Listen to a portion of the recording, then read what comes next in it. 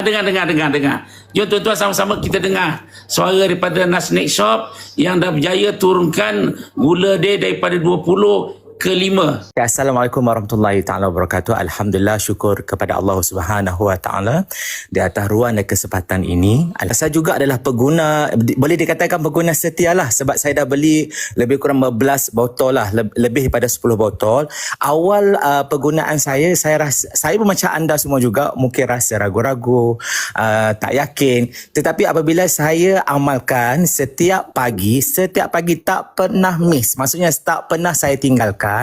Amalan saya akan minum madu pahit manis ataupun madu tualang lebah liau tu dengan ais wam, dan saya akan perah lemon ataupun saya akan perah limau kasturi. Tetapi syarat dia waktu saya perut kosong, dan saya akan makan pagi tu lewat lah dalam pukul 12 macam tu lah, baru saya akan ambil makan tengah hari. Dan saya memang dipaksa lah oleh doktor untuk saya ambil ubat kecil manis, makan ubat kecil manis. Ini jujur lillahi ta'ala, ini bukan saya dibayar oleh Dr. Bazrul ke apa, tidak sama sekali.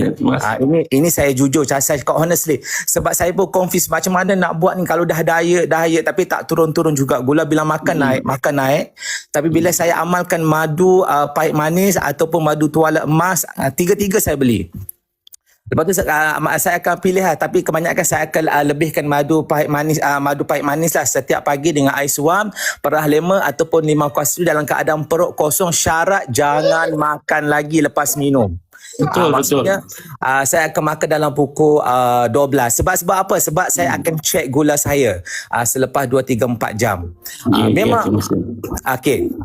Setelah saya jumpa doktor sebulan selepas itu, doktor tu sangat terkejut tau. Ni bukan gula saya memang asalnya 20, dia turun sikit-sikit. HB1NC tu asalnya 95, HB kritikal lah, memang tinggi lah. Tapi doktor semakin terkejut. Mula tu turun 7.8, dia turun lagi 7.2, dia turun lagi 5.8. Sekarang ni alhamdulillah 5.0 ke bawah lah. Alhamdulillah.